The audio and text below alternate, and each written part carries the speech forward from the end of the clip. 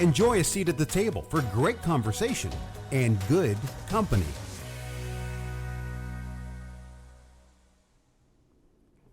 Welcome to And Good Company. I'm Sarah Fiedelholtz. We all know a great dinner party isn't really about the food. It's about the people seated at the table engaging in lively discussions. And Good Company gives you a seat at the table to enjoy smart and interesting conversations as they happen. I am very pleased to again be in the company of Dr. Jeffrey Webb, a professor at history at Huntington University. Welcome.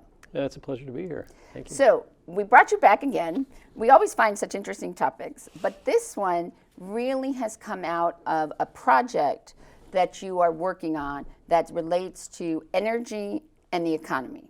So explain what is this project and what you're looking to do.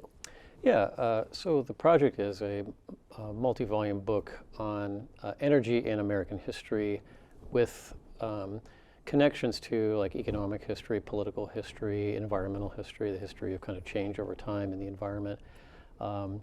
And the publisher wanted to have some kind of like snapshot of how important energy has been to American kind of political, social, environmental development over time, right? So you start with a, pre-industrial era, and you talk about energy in relation to like horsepower or water power, that sort of thing, and then the era of technological development, 19th century, with rapid advances. So I think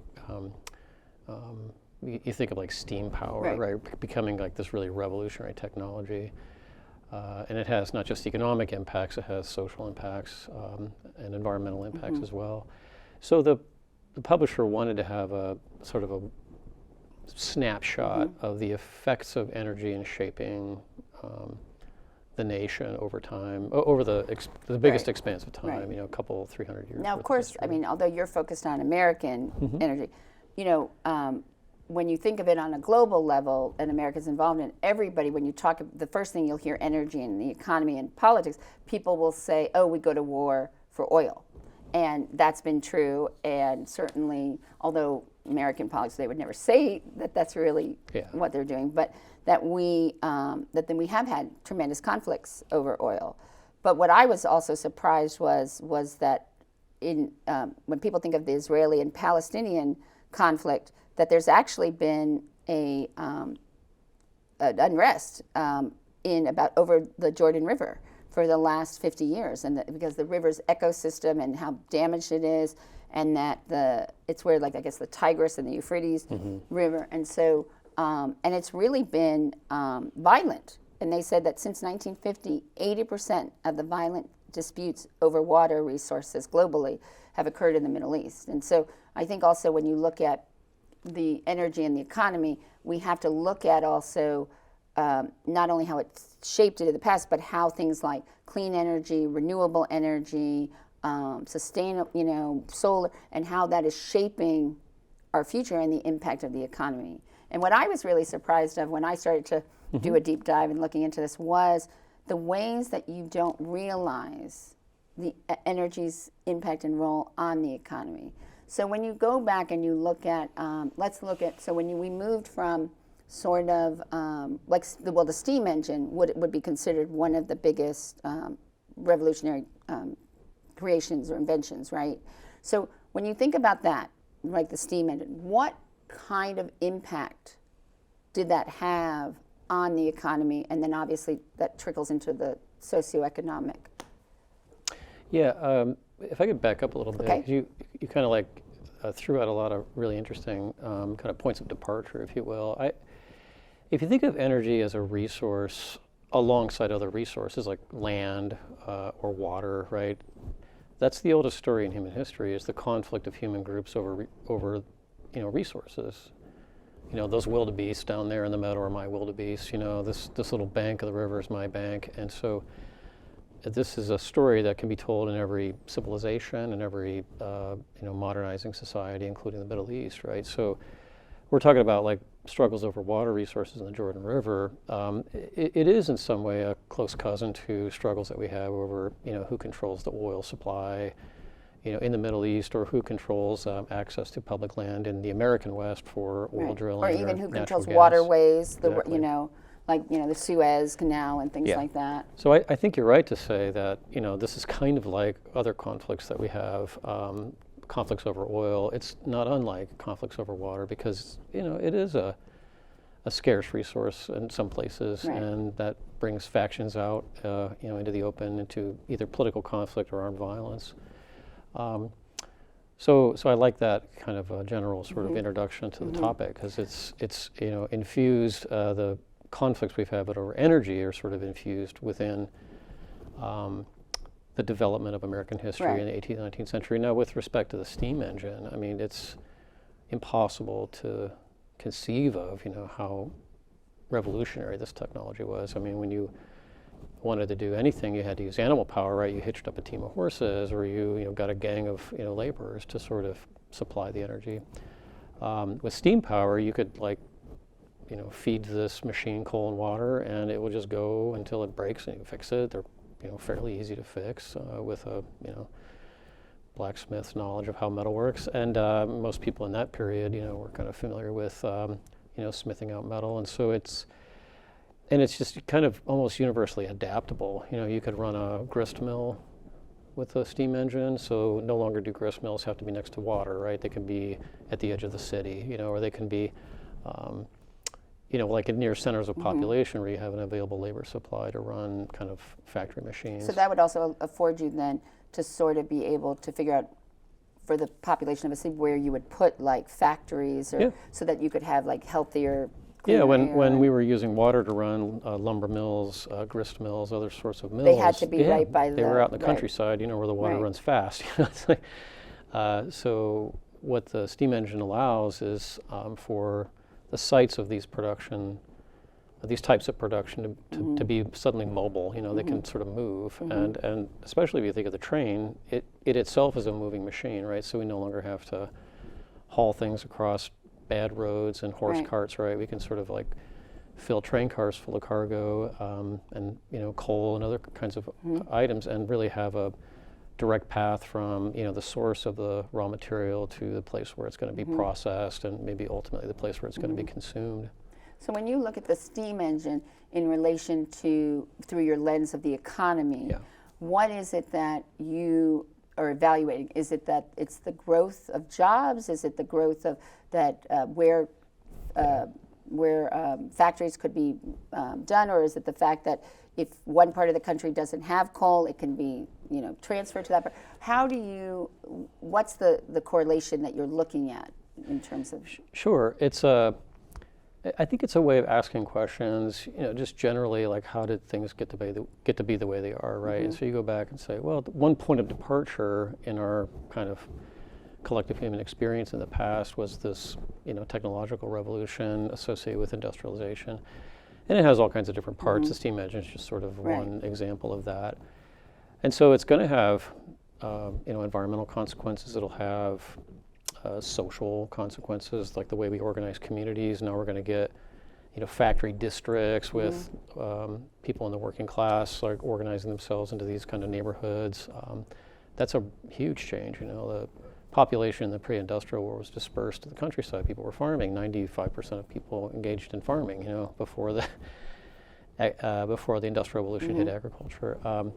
So you would say, I think, that this particular change in the way we use energy, right, the way it's directed toward production, has a social impact. And certainly there's a kind of politics of industrial development, right? So it starts to form political parties, most famously in England with the Labour Party, right? They start advocating for the interests of the working class. They want the 8-hour workday. They want, an end to child labor, this kind of thing. So that becomes a sort of structural sort of shift in the way politics are conducted, right?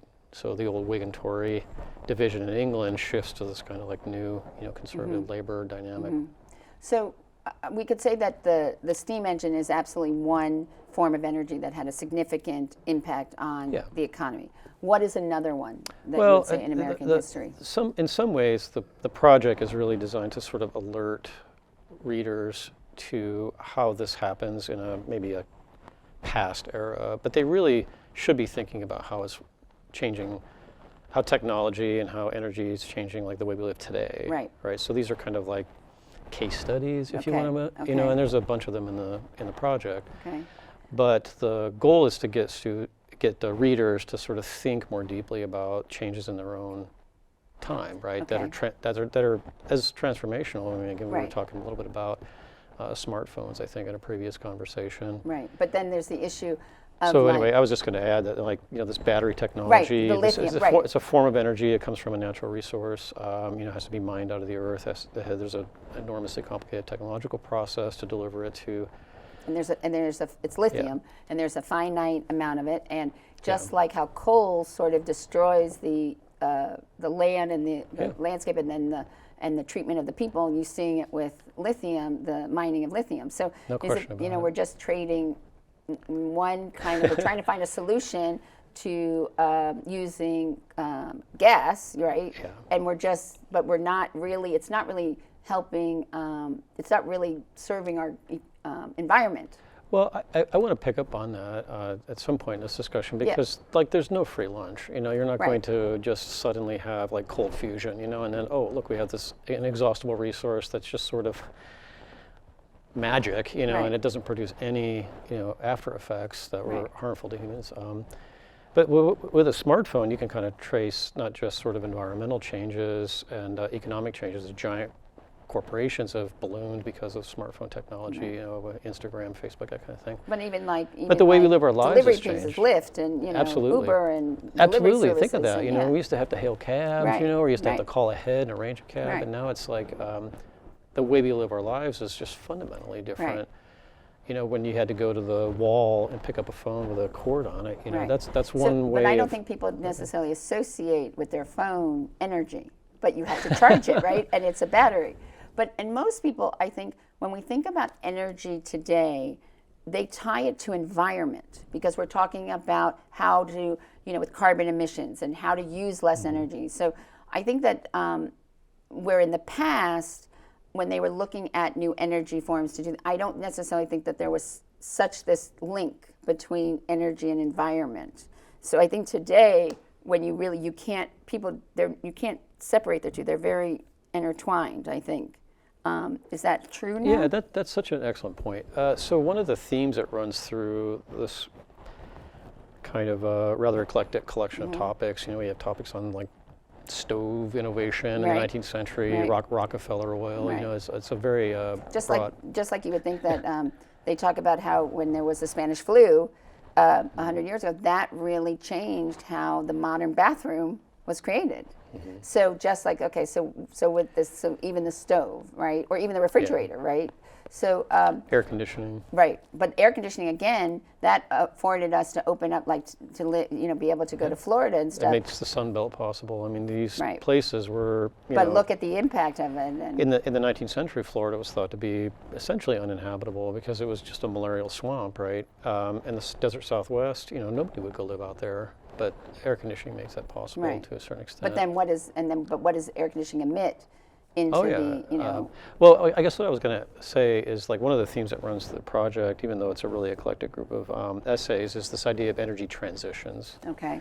So we're marking off some of those big transitions. I think the advent of steam power is a big energy transition. So was that, would you say that was the first one?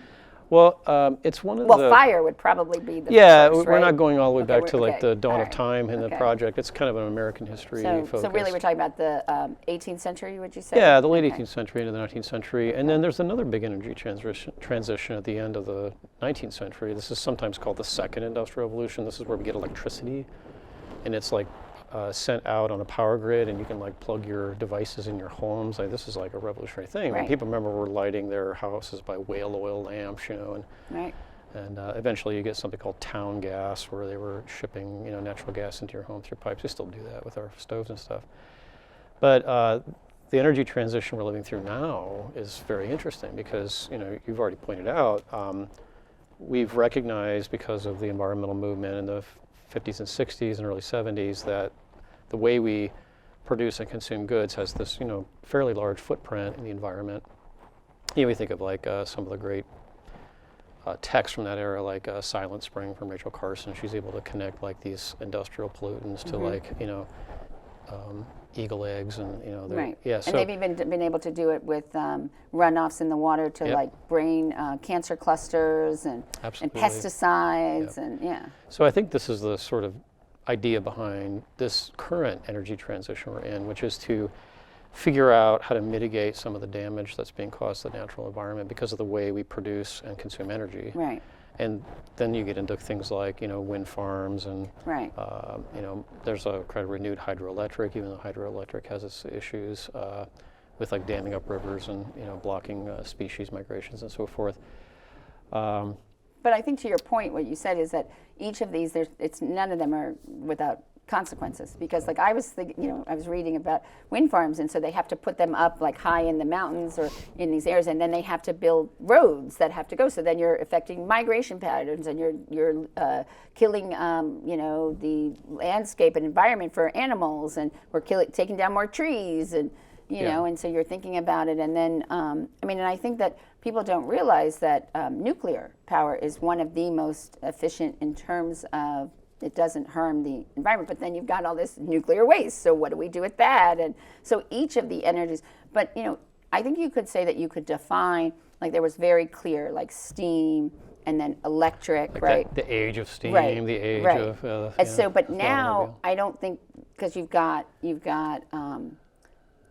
hydroelectric, you've got clean the wind, solar, and then you have fossil fuels, and then so there isn't one defined, right? I mean, is that where we're headed? Is that it's going to be more diffuse, like we're not going to have one type of energy It's sort source? of it's a combination of where the economy takes this kind of development of technology. We were talking about Tesla, I think, Right, and the yeah. battery-operated car, and well, again, you need a source of energy to charge those batteries. That's coming from a power plant. And you also need to be are able you to burning create a coal? battery. Are you burning coal in that power plant? Right.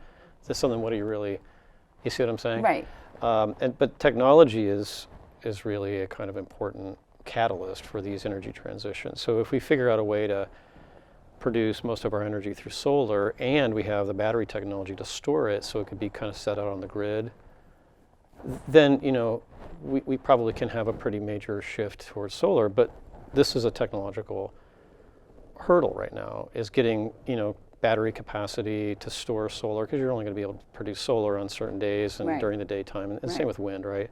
So you have to kind of like create this like storage capacity through some kind of technological leap that's in Or the you have to process. have like cars, you have to have In the process electric of and, happening. Well, your car is going to be the end user, so you're going to draw from the grid, and you're going to plug your car, I suppose, Right. into your garage. Right.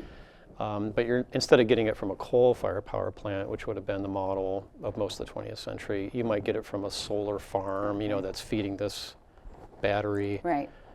storage facility, which then is going to end up in your house, right, as air conditioning or running your refrigerator, Okay, right? but I'm curious though, because a lot of energy sources are commodities, right? So when you think about like people trade on the electric grid, and I'm curious though, do you think that some of the reasons why, like maybe the solar wouldn't get as much traction, or we really all wouldn't have our own little solar farms, is because of the fact that there is a significant economic investment in the buying and selling of commodities. And the infrastructure, to build a solar farm is, that's a high capital,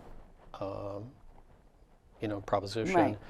And some companies, have gotten, I guess you'd say, like federal grants to sort of incentivize, building these things. Because there just, isn't really a market yet for that kind of energy. And so you have to have the infrastructure first to be able to provide it cheap enough, for the power companies to be able to Right. buy it. Because right now it's cheaper to get it from a coal-fired power plant or a hydroelectric facility. So that gets into political questions. Here we have like these, big attempts in American history to, bring the federal government into this business of technological and economic development, incentivizing technologies to kind of, back in the 70s, in Right. the oil crisis, it was all about, what would you say, like self-sufficiency and energy independence. We Right. didn't want to be so dependent on the Saudis, right? Right. Because they can they can embargo oil, and suddenly we have long gas lines like we did under the Carter administration. But it's sort of like what Biden's doing, like with the Yeah, cars so recently it's been incentives, more yeah. like how can we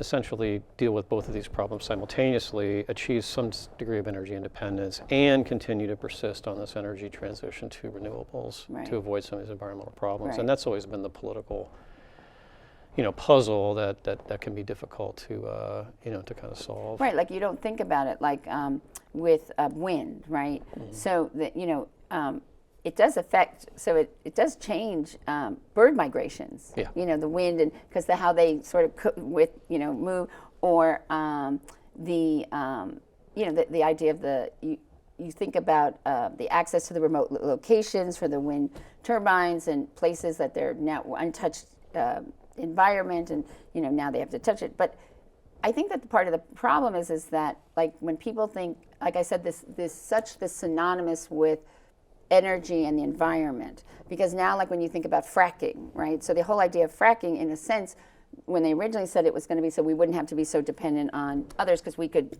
get deeper and suck out the oil, but the amount of water and then what that does to the plates, and the instability, and then and then how much oil you're really sucking out, and then what's the impact of that land, and so So I would say, in a lot of these energy transitions, somebody's ox is going to get gored, right? So when you transition from fossil fuels, there's a bunch of energy companies that have capital stock in like oil drilling platforms and pipelines and so forth like that. So politics has been one way to try to soften the blow for that. These offsets, these kinds of buybacks, and we are supporting that through our tax money, right? That kind of conversion. So the other thing that came to mind while you were talking about that is this kind of idea of like NIMBY, like not in my backyard. There's people that are very resistant to putting a big wind farm just offshore, Right. and now suddenly my beach view that I paid a lot of money for is obstructed by Right. this, giant. or a nuclear reactor, or I don't want that right. near me, Right. And there's some. I'm doing an essay on Yucca Mountain for the project. This is kind of a older debate about where to put the nuclear waste, and it's everywhere now, and can we? This is back then. Can we consolidate into one place? So right? what is Yucca Mountain? It's Isn't this like remote location in Nevada. They're always, they seem to vary a lot of the remains in Colorado, Nevada. Big empty place. So how did it evolve that this became a place that they were going to? Well, it's it's that faith that we can kind of fix this problem through our technology, through our ingenuity, through our organizational skill. The United States is a very organized country. There's very highly technically proficient bureaucracy that knows how to do this the right way. Right. So you just kind of like, hey, solve this problem, but the people in Nevada don't want everybody's nuclear waste in their state. You have to wait like 100 years before you can even. Thousands of years. It's it's like a pretty much permanent fixture. Well, it's like where you have dumps and Yeah, those aren't going anywhere. So. Right. So you're making good points about the I don't know, just say like the knock-on effects of introducing new kinds of energy technology amid these big transitions, and we're clearly in the middle of one. And there will be unanticipated consequences at the other end. And why do you think that? It seems to me that all of these types of energy sources all come with limited or finite amounts of whatever it is, coal or lithium or these natural, or even, fossil fuels. And so why is that? Is that, Well, again, you're talking about sustainable resources versus, exhaustive resources or resources that can be exhausted through use. And I think history is the answer, or that's where you go for the answers. It's like, well, we hitched our wagon to this internal combustion engine because we found all this gas or oil that could be refined into gasoline, and it's super efficient. You can kind of like go to a pump and pump this gas out, even though it's this highly flammable liquid. Right. It's just like a sure thing, and it's very safe, and we've obviously had generations of use with it, so we're very familiar with it. We're not as familiar with like harnessing the power of what I would call a kind of renewable energy, like wind and solar. Obviously, we had windmills in the early modern period. They're drawing water out of the so like wind power has been with us forever, but industrializing it and scaling it so that it can be used by like 3 or 4 million urban residents has been the trick. You know? And I think sort of, when you look at even when you talk about the idea that people think we have this unlimited abundance of a resource. So when people think about water, and that obviously water has been used for energy, uses, but when you think about these resources and the limited resources, I think that we all do assume that we're going to just have fresh water and it's going to exist. Take it for granted, yeah. Right, and nobody looks at like what's going on with the Colorado River or what happened with Flint, Michigan, or Lake Mead, or the fact that look what happened in South Africa. This time when they didn't have water, or what even in this 50-year fight over, and then those kinds of limited resources also will have economic power, because what you can do is you can use, if you're a country or that has an abundance of water, then you can use that to will other countries, or or your if you're a dictator, to get people to sort of bend to your will because you're going to give them water and stuff. But I don't think people really understand that. I mean, I truly believe the next wars, most wars have been fought over religion. I think the wars are going to be over water, because I don't think people really understand that we don't have an unlimited amount of water, because they think, oh, it rains, and then, no, but then you've got to think about the environmental changes and the extremes of weather, and then when it floods and stuff, that type of water doesn't do us any good. And so and with climate change, water resources, which are plentiful, but they move around. Aquifers dry up, lakes dry up. Wetter zones get wetter, and drier zones get drier. Right. So it's not an even distribution of water resources. So have you seen, though, in history, because like you said, our best predictor of our future is our past. So in history, when we've made these, these shifts, like when we went from, let's say, from the steam engine to like electric, it wasn't done it was gradual over time, right? So the adaptation of electricity happens within a generation. It's actually pretty striking how quickly it happens for the United States, right? I'm talking about the Westinghouse and developing a kind of electrical grid, and obviously Edison showing consumers how they're going to use it. Oh, you can flick this light on now. But wasn't there a whole thing about what kind of voltage there was a big? Oh, absolutely, yeah, the AC/DC stuff. So. Not quite sure exactly what I was going to say. So there's a pretty brief period of time where people are sort of, what would you say, sudden adopters. They're just adopting this energy right away, because it's just so, it's kind of a pain to order coal and have it delivered to your house. I still live in a house that has a coal chute, so they would bring the coal in, and then you would have to shovel it into your furnace, right? It's, people are just like, wait a minute, you mean I just gotta turn this thing on and it burns natural gas? This is amazing, You see what I'm saying? And so people realize pretty quickly the benefits to their lifestyle, to their quality of life, by being able to do that. And I think that happens in a pretty short period of time. And that's why kind of a really nice encapsulation of this is this is why historians really get excited about the Columbian Exposition in Chicago in 1892. It was kind of like a coming out party for all of these new technologies. They had Westinghouse was there, and Edison was there, and people were just and millions of people went to this thing. It's, hard to find a kind of a modern parallel. People would make trips for 2 weeks to go to the World's Fair because they heard of all these technological marvels that were going to change their life. And so probably right after the turn of the century, you have this quick adoption of natural gas burning furnaces, electrical lights, mostly fueled by coal-fired power plants. Cities just massively investing in electrical grids and infrastructure, for both gas and for electricity. And when do you think it became that we started not only looking at the benefits of these innovations for energy, but also had to start really paying attention to the consequences? And just because it's innovative doesn't mean that it's better. If you think about it, right?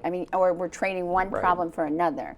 When did that really happen? So just if I could say as a side, I'm kind of glad I don't have to handle a coal shipment once a month, and have to shovel coal into the furnace to keep the house warm.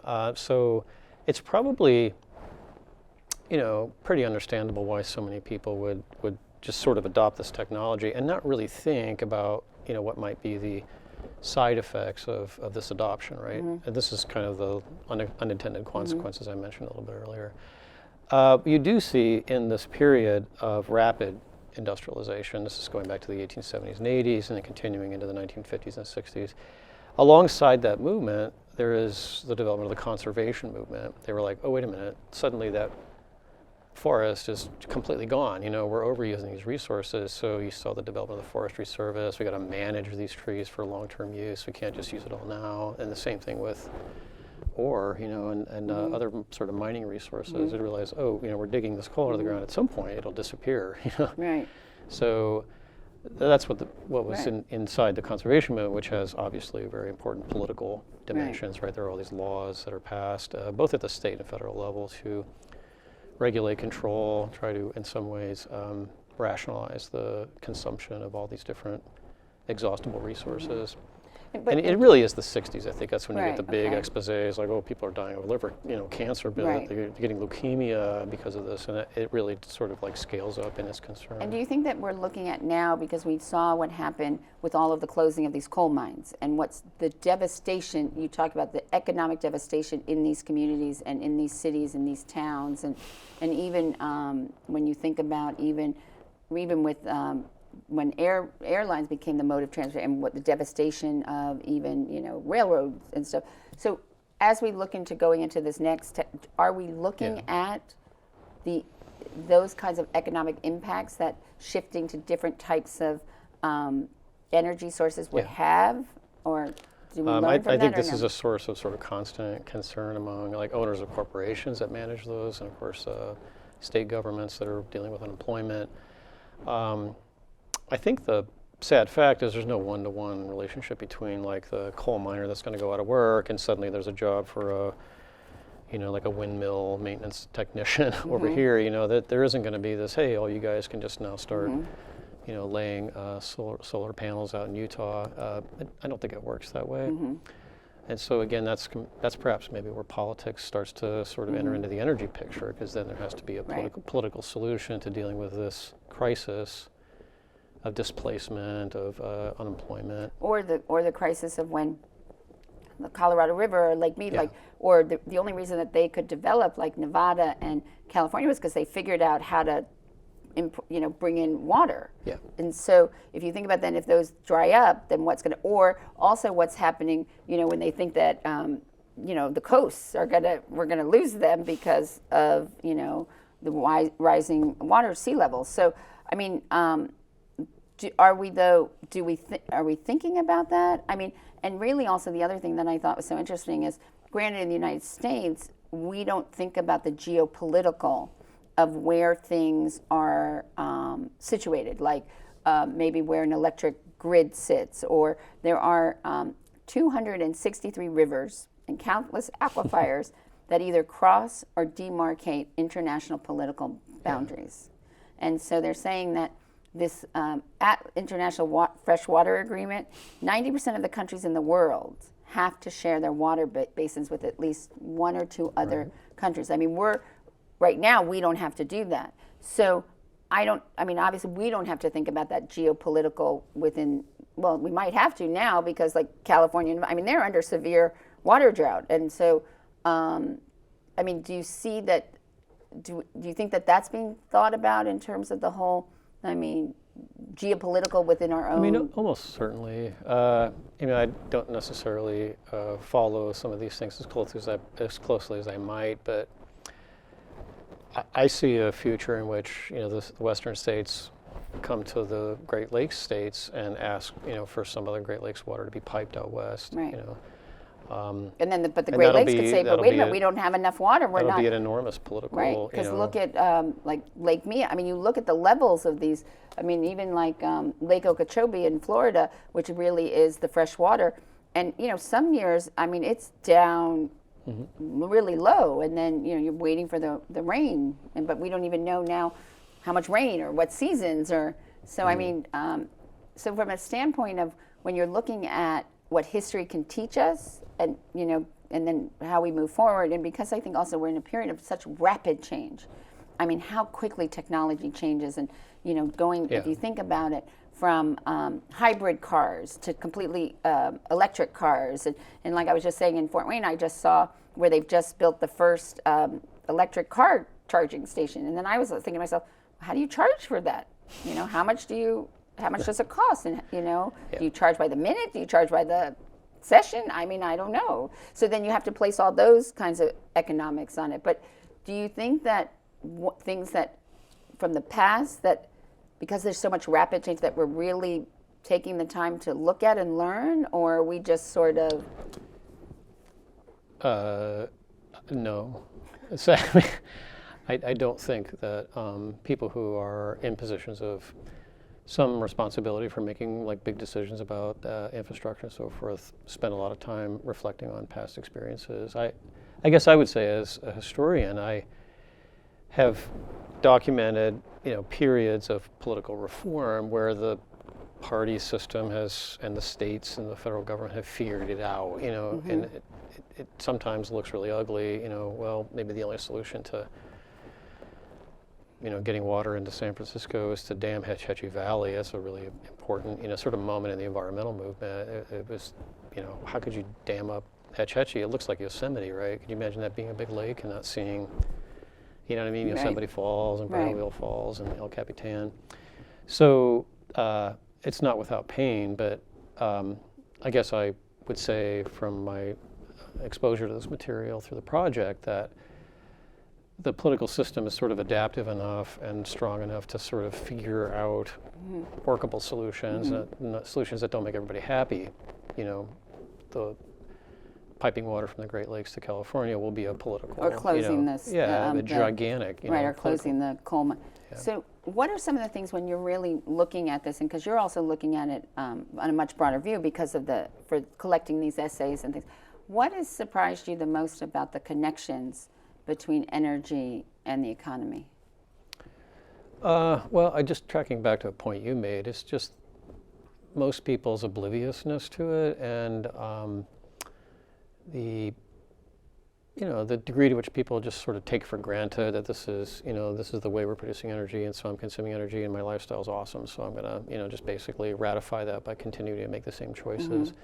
It's not everybody that's like that. Some people are concerned about the environment, so they're making individual personal choices. But if you look at the United States as a mass society, there's sort of a predominant way that most people live their lives. They drive cars, they use gas. Turn on their lights, they flick the lights on, they charge their batteries on their cell phones. Open the faucet, take a bath.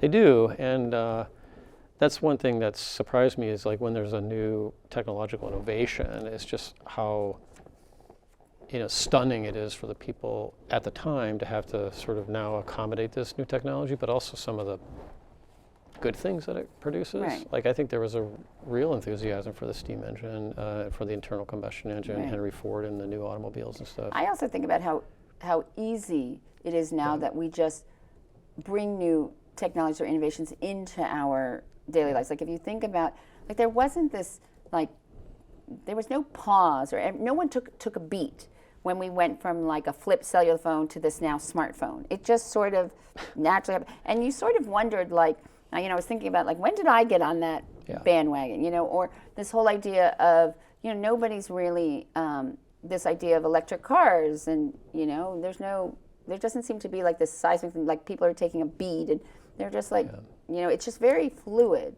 So, I mean, I'm not surprised that people don't think about and a lot of the mining of a lot of the natural resources you need for these things are not necessarily happening on our land. So we have a tendency, if it's not, we don't know what's going on over there. We outsource our environmental problems to Argentina, right? Nigeria, Except now when China would stop taking our garbage. So, but I mean, and then you think about really, I mean, you do also have to think about when you look at technology and innovation with the economy, how many industries have been created around either renewable sources or cleaning sources or recycling, or now the whole idea with plastics that now they're able to liquefy them, and then, or they can put them back into making the beads, or I mean, in all of those incredible industries. I mean, or even the people who take old cell phones and or strip the stuff out of them.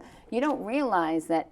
So not only do we necessarily from the environmental kinds of consequence of energy, but there is absolutely because the people who are mining lithium, I mean, you had to mine that in a different way, and also they were talking about even how they think about how they're going to mine like a coal, where they found I guess there was in a water, they found a lot of, so they figured out how to it was sort of like when you think about the parting of the Red Sea, where they were able to stop the water, and then they could mine all the whatever the materials were, and then they could flood it again. Yeah, that's just a hole into the water. Yeah, so it was like they just parted it. So you don't realize also when you think about the economy, you also have to think about how many new industries and businesses and how that fuels a whole nother side of the economy, right?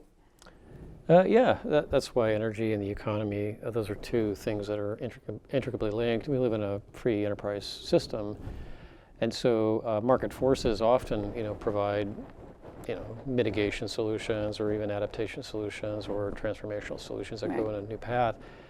And so I'm impressed by that power of markets to kind of, I guess you'd say, inaugurate and then persist through these big energy transitions that run through the project.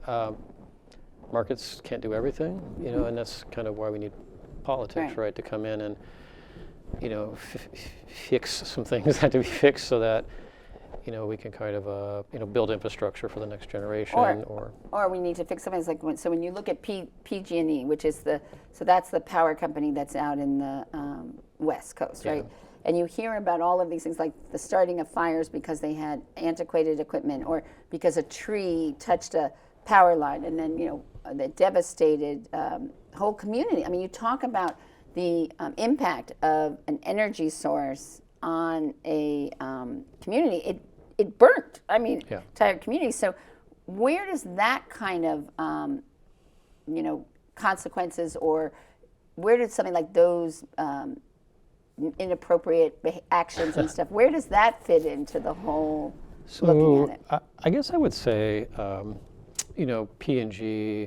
PG&E were using what were thought to be industry standards, and so the companies get together and they have industry groups, that kind of look at this and say this will be the standard. Right, just like how they decide what the plug is going to be, or the type. And they probably need some kind of approval from the Department of Energy for their standards.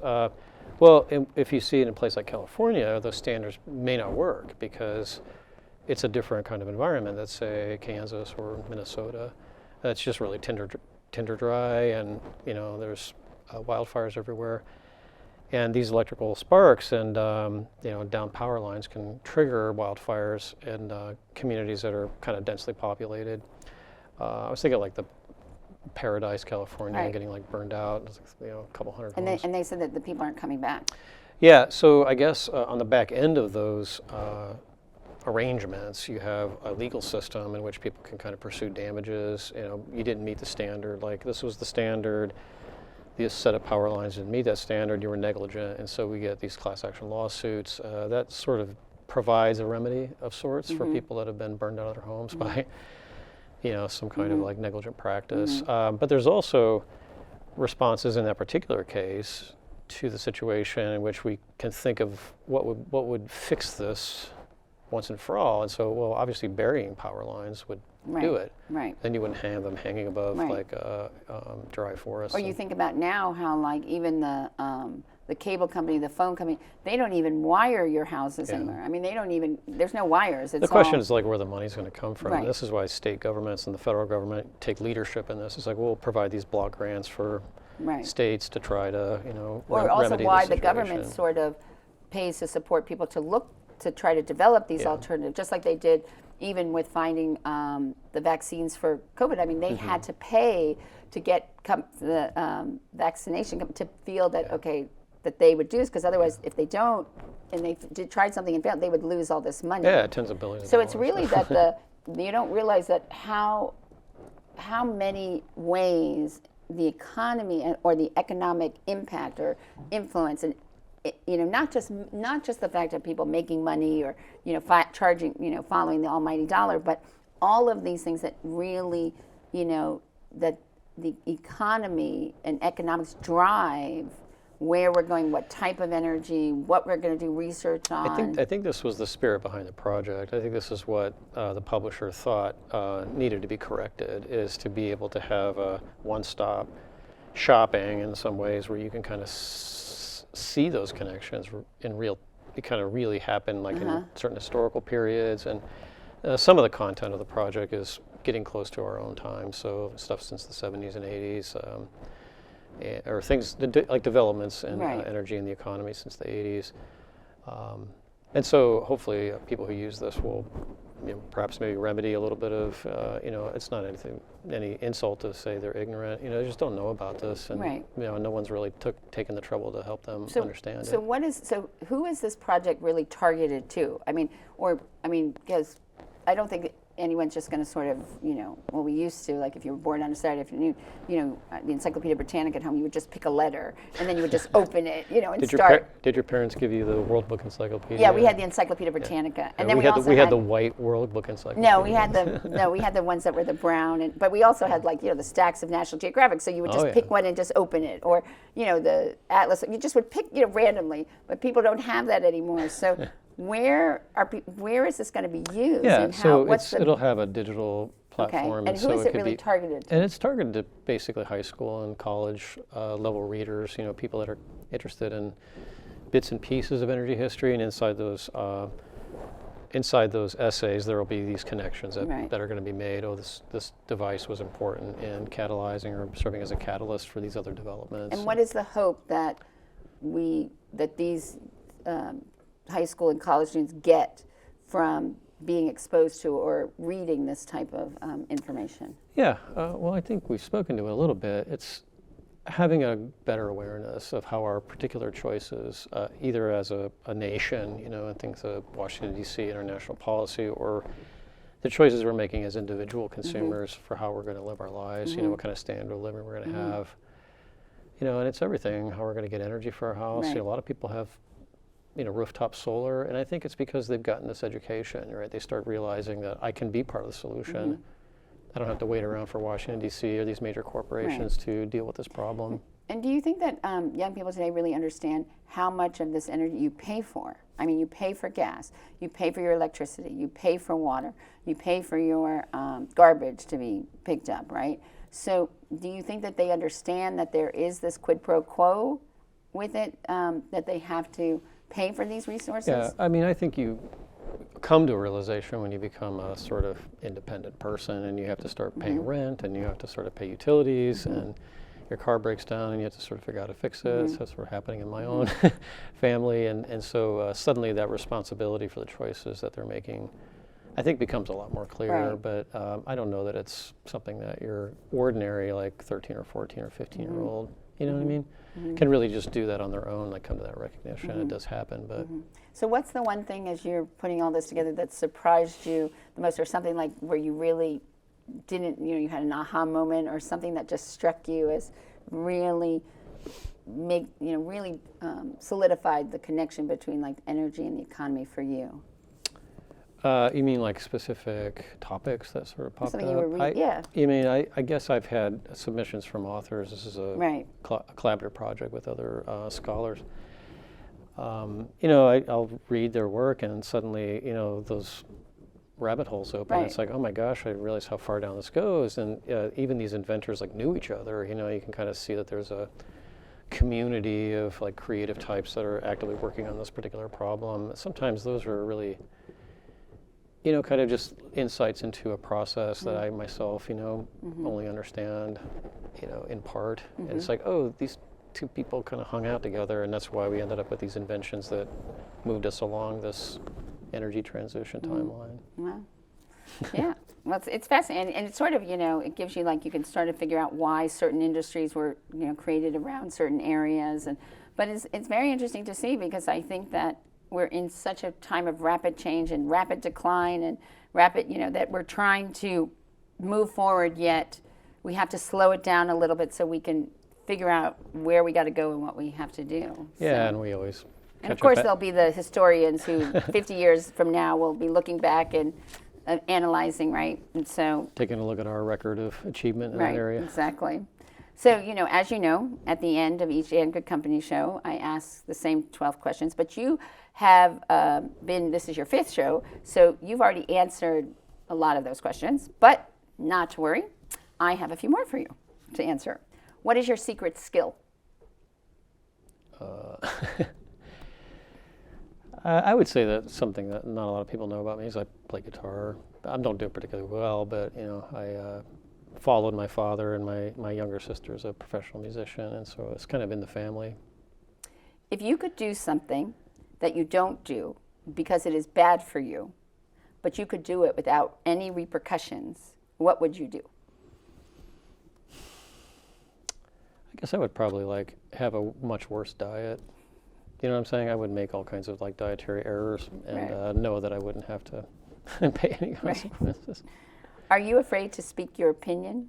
And if so, why? Sometimes, I think. I think it has to do with, I have a kind of impulse to just have everybody want to get along, and sometimes I feel like, well, if I say this will just create a new division between, me and this group of people or me and this other person. So I think it has to do with just conflict avoidance, maybe. What is the wisest thing you have ever heard someone say?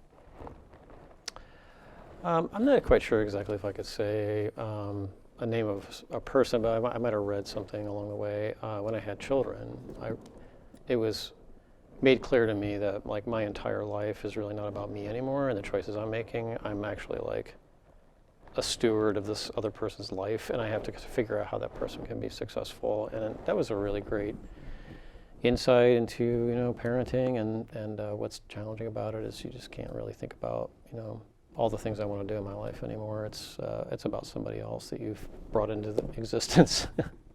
What is one mistake that you will never make again?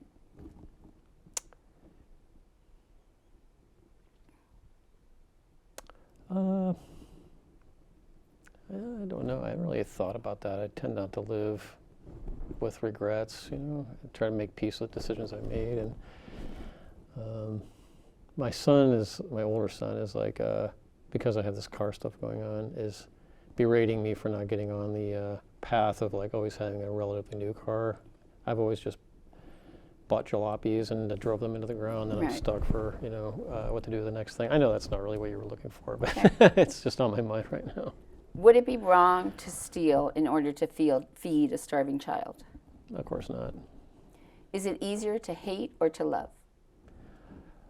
Well, I would say just, again, because this is an area of study that I've focused on, that you find those impulses in the human psyche kind of dark and hateful, and you just see the outgrowth of that in slavery and the Holocaust and other kinds of ways that people treat each other. And it's just so hard to find those moments where it's wow, that's really an act of love, and we should kind of figure out a way to celebrate that. But at least in my professional life, I don't see as much of that Right. as the results of hatred. Would you rather have more time for yourself or have more money? I wouldn't say either, really. I'm very satisfied with the work-life balance I have. I don't feel like my wife and I are at a place where we're struggling for money, and I have a job that gives me some flexibility, so I can create a schedule for myself, and it's very much a blessing. Would you choose fame at the cost of losing those you loved along the way? Um, Do you need a reason to be kind? I think there might have been a time in my life when I was like that. I was a lot more sort of self-interested and self-motivated and self-driven, and since I've been able to do a lot of the things that I had set out to do, I'm finding it a lot easier to sort of ease back on some of that and just try to be kind to people. What do you believe stands between you and complete happiness? I don't think anything really.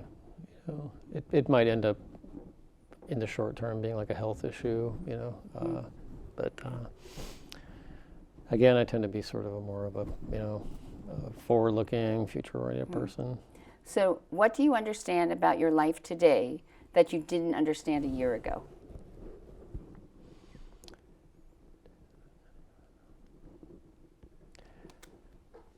How challenging it would be to start like rebuilding relationships that got severed because of COVID. I was, kind of isolated and cut off from people. I used to visit family quite a bit, and that just all went away for a long time. And you feel like you're more emotionally distant from people. I think because of that. So I would say that just within the last year, that's something that has occurred to me. That's a cost of COVID. Well, I want to thank Dr. Jeffrey Webb, a history professor from Huntington University, for again having a seat at our table and bringing up and getting us to talk about and look at topics. And I always find the discussions we have are things that you absolutely do not have in your day-to-day life, but are great to have and are meaningful types of conversations. So I'm sure you will be back for many more interesting and smart conversations. We already have a couple topics that we're working on. So I want to thank you. That's a great experience. Thank you. Yeah.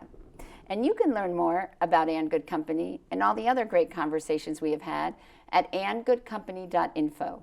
And we look forward to next week when you can again enjoy a seat at the table for great conversation and good company.